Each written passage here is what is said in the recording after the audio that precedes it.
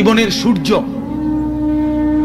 জিন্দিগির দুপুর, জিন্দিগির ঝলমলে সময় হলো 15 থেকে 40। এই 25 বছর, 25 বছর না, এই 25 বছর অনেক কিছু করা যায়, অনেক লাভ ফাল দেওয়া যায়, অনেক দৌড় ঝাঁপ দেওয়া যায়। 24 ঘন্টার মধ্যে 22 ঘন্টাই মেহনত করা যায়। জিন্দিগির দুপুর এটা। সকাল বেলাও মানুষ কাজ প্রস্তুতি নেয়, বিকাল বেলাও মানুষ কাজ থেকে অবসর নেয়। দুপুরের টাইম, আলোকিত টাইমটাতে কাজ করে খুব। জীবনের সবচেয়ে গুরুত্বপূর্ণ সময় হলো এই 25 বছর, 15 থেকে 40।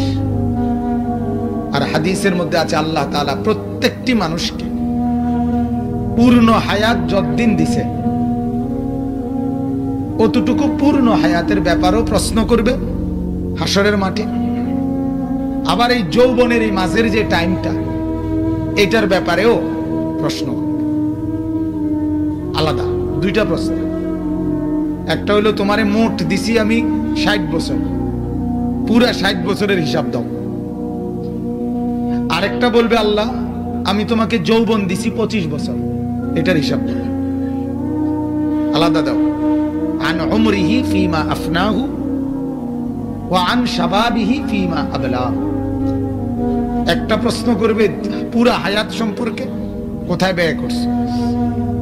আরেকটা প্রশ্ন করবে যৌবন সম্পর্কে, কোথায় সেটা ক্ষয় করছো। এই জন্য কোরআনুল কারীমের মধ্যে আল্লাহ তাআলা যৌবনের সময়টাকে বলছে আশুদ্দাকুম, তোমাদের মজবুত সময়।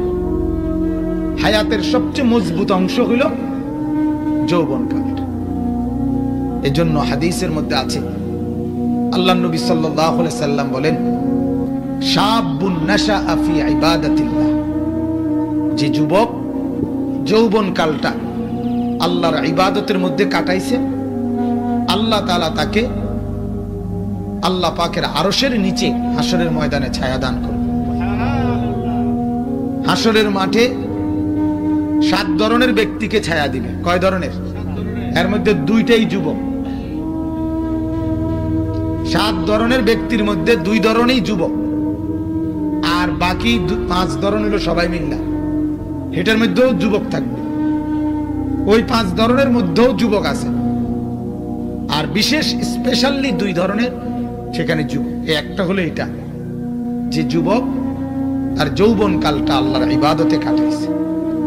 আমরা ফার্সিতে শের বলে বুজুর্গদের মুখে শুনছি যে বয়সকালে, বৃদ্ধকালে বাঘ সিংহ যখন দাঁত পড়ে যায় তখন সেও আর শিকার করে না, সেও মাথা নোয়ালায়, গান নোয়ালায়।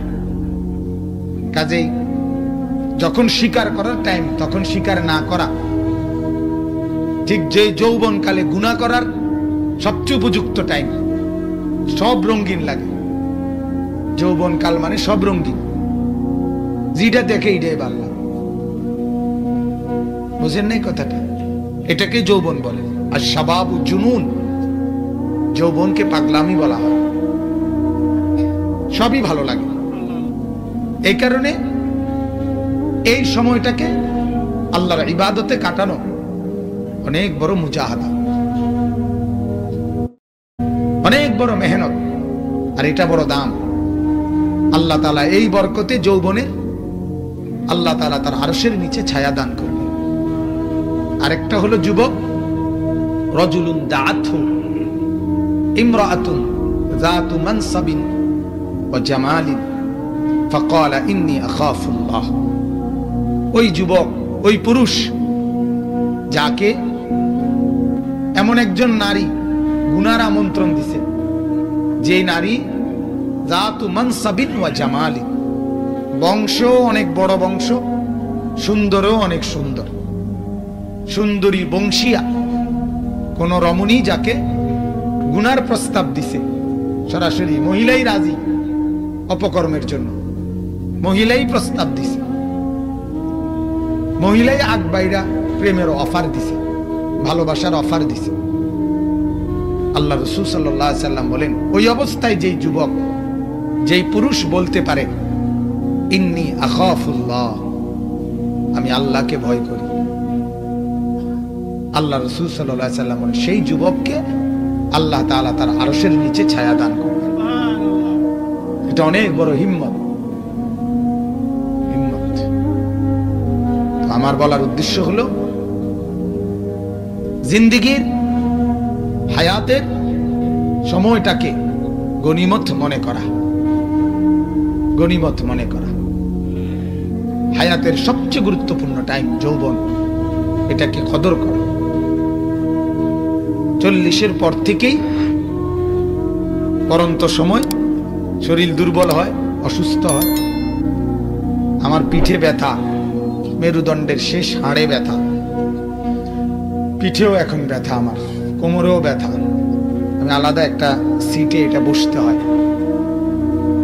আমি যখন প্রথম এটা ডাক্তারে দেখাইছি তখন বড় FCPS ডাক্তার, উনি আমার প্রথম জিজ্ঞাসা করছে, হুজুর বয়স কত? আমি বলছি স্যার 40 শেষ হয়েছে।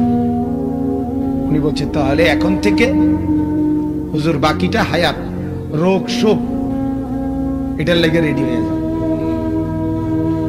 মানে যৌবনের ঘোড়া আর ঘুরবে না, রঙিন ঘোড়া শেষ। এখন থেকে আজকে এইটা, কালকে এইটা, এই জাতীয় কিছু সুবিধা অসুবিধা নিয়েই বাকিটা হায়াত চলতে হবে। এজন্য বাপ, আমার অনুরোধ প্রত্যেকের কাছে নিজেদের জিন্দেগীর সময়কে কদর করা চাই। আহা, এক এক সেকেন্ড আমাদের জীবন থেকে চলে যাচ্ছে। আমাদের প্রত্যেকের উচিত হায়াতের এই সময়গুলোকে কদর করা। ছেলেরাও, বুড়ারাও, জওয়ানরাও, মারাও, বোনেরাও সবাই মিলে কদর করলে সময়কে, হায়াতকে, তাইলেই লাভ।